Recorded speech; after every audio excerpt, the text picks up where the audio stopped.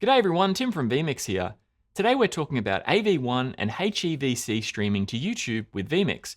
Firstly, we're going to have a quick chat about why we're so excited about AV1, and then we're going to show you exactly how you can do it in vMix. Now if you'd like to jump ahead to that part, feel free to use the chapters down below. So why are we so excited about AV1? Well, AV1 is a video coding format that's royalty free, and it allows for great quality at a much lower data rate than the current industry standard H264. Up to 40 or 50% better. This is why we're excited. It means that using AV1 requires less bandwidth when streaming from vMix. You're going to get the same quality as your H264 streams, but at a much lower bitrate. And a lower bitrate means less bandwidth. For example, if you're doing your 1080p stream to YouTube with a bitrate of 8 megabits per second with H264, you could choose AV1 and use 4 megabits per second.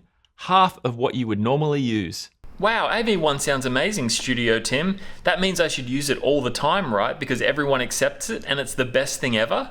Well, other Tim, there are a few things to consider when using AV1. Firstly, we've been waiting a long time for it. So H264 has been the standard for many years. It's going to take quite a while for the industry to widely adopt AV1. As of 2024, YouTube is the only real major streaming destination that accepts AV1. Hopefully that changes in the future, but we will have to wait on that. Now, if more providers start accepting it, we'll be sure to let you know. According to Twitch, they're also working on AV1 support in early 2024, so hopefully that gets up and running soon. Another major component of AV1 streaming is having hardware that is capable of AV1 encoding. Only some of the newer generation GPUs support AV1 encoding. AV1 takes a considerable amount more computing power than H264, so it needs encoding chips that are capable of doing it. Now, typically vMix recommends using NVIDIA cards for your live streaming computers and your productions. And thankfully, the GeForce RTX 4000 series cards and presumably newer ones will offer AV1 encoding. Now, vMix also has support for the Intel Arc GPUs that have AV1 encoding. However, we probably would recommend sticking with NVIDIA. Now, we've seen suggestions of running 2 GPUs and using an Intel Arc card just for AV1 encoding, but we wouldn't recommend doing this in vMix. Okay, so if you like the sounds of AV1 and saving on bandwidth, but you have an older NVIDIA card, don't worry, we have an option for you. HEVC. Now, HEVC is the successor to H264, and it provides great data savings and means you can stream with much less bandwidth. HEVC encoding began in the NVIDIA GeForce cards that had 7th gen NVENC chips. This means that the GeForce RTX 2000 cards and onwards had HEVC capabilities, along with some of the 1650 and 1660 cards. I'll link the full NVIDIA encoder matrix in the description. Now, what you're looking for are cards with HEVC B-frame support. And you can also use this encoder list if you want to check to see if your card supports AV1. Now, YouTube also supports HEVC streaming via RTMP, so this is a great option if you have a relatively recent NVIDIA GPU, and in fact, YouTube recommend the same minimum encoding bit rates for AV1 and HEVC. So there you go. So as a quick fun fact, I actually started this tutorial with my PC and totally forgot it only had a 3060 in it. So I had to take the card out and put in a 4070 Ti. Now I could have done this tutorial using HEVC with this card, but I wanted to show AV1, so I had to put a 4070 Ti in it. So let's jump into vMix here and let's take a look at our streaming settings. Now firstly, you'll need to make sure that you're using vMix 27 or later, as vMix 27 is the first version that's had AV1 and HEVC streaming support via RTMP to YouTube. So you need to make sure that you have updated to at least version 27. You'll also need to make sure that you have a graphics card that's capable of doing AV1 or HEVC encoding. So you can check the list in the description to see if yours matched one of those. And as a quick rule of thumb, it's usually the RTX 2000 GeForce series that have HEVC, and then the RTX 4000 series that have started adding AV1 support. All right, so what we need to do is go to the streaming settings by clicking on the little gear icon next to stream. And then what we're going to do now is set up the quality. So I've selected YouTube Live here as my destination, and now I need to go down to the quality settings by clicking on this little gear icon here. Now you'll see up the top you have video bit rates. So this is the quality of the stream that you're sending to YouTube. And what I'm going to do is link in the description the YouTube recommended bit rates for different ways of streaming. So AV1, HEVC, H264. So their basic recommendation for AV1 1080/60 is 4 megabit. So I'm just going to put that in there.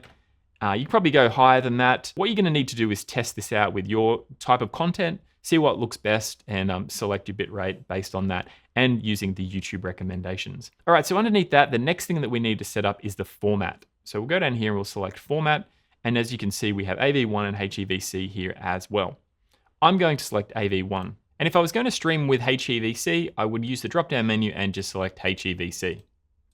I'm going to leave everything else on this screen here as it is, and then I'm going to click Save down the bottom. Now, as you can see from the quality menu here, I've now got AV1 1080 4 megabits per second. Leave the application the same, and you want to tick the Use Hardware Encoder, as that is going to use your GPU to do the AV1 hardware encoding for your stream. Now, what I'm going to do now is just going to quickly chuck in my stream key, and then I'm going to show you what it looks like on YouTube, and then talk a little bit about that when it's there. All right, got my stream key in there now. I'm going to click Save and Close, and then I'm going to hit Stream down the bottom.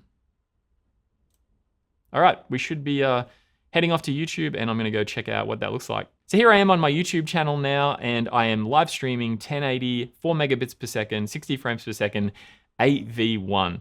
I'm streaming AV1, however, YouTube actually doesn't display it directly at AV1. They re-encode it to BP9 or another codec, depending on what they're doing.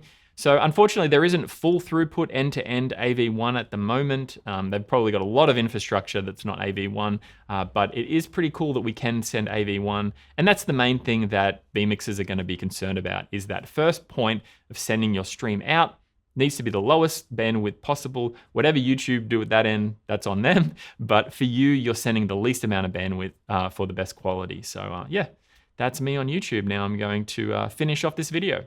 AV1 is going to be a great option for a lot of streamers out there with AV1 capable GPUs. And for those with older cards, HEVC is an awesome option for using less bandwidth. Now, halving your bandwidth requirements sounds pretty awesome to me, and I'm sure it sounds pretty great to you too. Now, we've been streaming with AV1 for a while now, including from our studio here for the vMix Funtime live show. But more importantly, we've been using AV1 when we do our trade show live streams. Now, we don't typically have the best internet. Usually it's shared.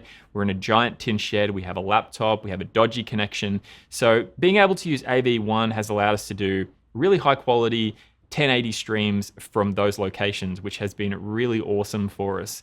Now, we're hoping that AV1 sort of becomes the standard for streaming. It means that we can have, much lower bandwidth, and it is royalty free as well, which is really good.